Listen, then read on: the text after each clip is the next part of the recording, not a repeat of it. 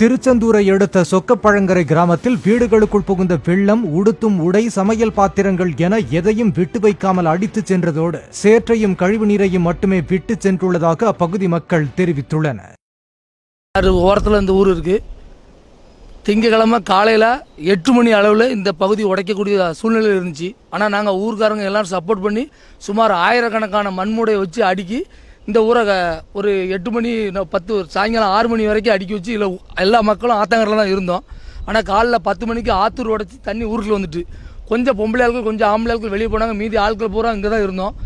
எந்த அரசு அதிகாரியோ ஒரு எம்எல்ஏவோ ஒரு எம்பியோ எங்களை பார்க்க வரல. எங்கள் கஷ்டத்தை யாருமே புரிஞ்சுக்கிடல. ராத்திரி 10 மணி அளவுக்கு இங்கே உடைச்சிட்டு 3 உடப்பு சொக்கப்பழங்கரையில் 3 உடப்பு உடைச்சி இந்த 400 வருஷமாக அந்த மரம் 4 தலைமுறையாக இருக்குது. இந்த மதுரை மரம் அந்த மதுரத்தை பிடிங்கி போயிட்டு ஒரு செல்வ விநாயகர் கோயில் ஒன்று, அந்த கோயிலை இன்றைக்கி தான் தெரியுது, 3 நாளாக தெரியல.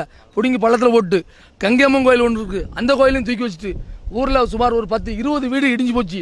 யார்கிட்டையும் எந்த பொருள், எங்களுடைய வாழ்வாதாரமே வாழை வெத்தலை கொடிக்கால் தான், எல்லாமே முங்கி போச்சு. எது என்ன செய்யணும் யாரு செய்யணும்னு தெரியல. எல்லாருமே நாங்கள் அண்ணா கூலி வேலை பார்க்கக்கூடிய ஆட்கள் தான், கூலி வேலை பார்த்து தான் சாப்பிடணும். இது வரைக்கும் எங்களை எந்த எம்பி எம்எல்ஏ யாருமே பார்க்கல. பக்கத்தில் உள்ள தன்னார்வ தொண்டர்கள் தான் எங்களுக்கு சாப்பாடு எல்லாமே செஞ்சாங்க.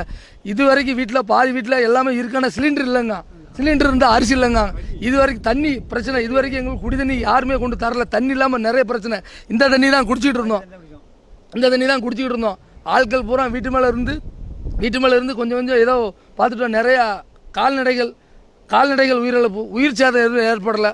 ஆனால் வாழ்வாதாரமே என்னன்னு எங்களுக்கு தெரியல. அடுத்த கட்ட நடவடிக்கை ஆமாம், ஆடு போயிருக்கு, மாடு போயிருக்கு, என்ன வாழ்வாதாரமே தெரியல. இன்னும் இது அரசு ரெண்டாவது இன்னொரு விஷயம் என்னன்னா, இன்னைக்கு தண்ணி மழை பெஞ்சு தண்ணி வந்தாலும் இந்த தண்ணி எங்கள் ஊருக்குள்ள தான் வரும். அதுக்கு என்ன பிரச்சனை என்னன்னு தெரியல. இது வரைக்கும் கண்டுபிடிக்க யாருமே வரல.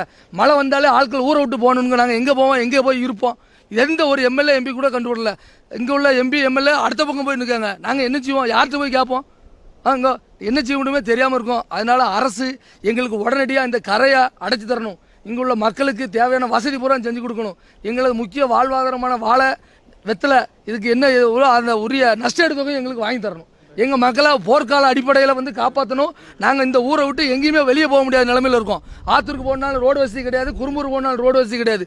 ஆனால் அரசு போர்க்கால அடிப்படையில் எங்களை காப்பாற்றணும். கரண்ட் இல்லை, 5 நாளாக ஊரில் கரண்ட் கிடையாது. இன்னும் எத்தனை நாள் ஆகுதோ அது வேறு பெரிய பிரச்சனையாக இருக்குது. ஒரு தகவல் சொல்லணும்னா கூட கிடையாது. ரெண்டாவது மெடிக்கல் ஃபெசிலிட்டி எதுவுமே கிடையாது. அதனால் இங்கே உடனடியாக ஒரு மருத்துவ முகாமை வச்சு அவங்களுக்கு உண்டான மக்களுக்கு உண்டான மருந்துகளை கொடுக்கறதுக்கு ஏற்பாடு பண்ணணும் அரசு.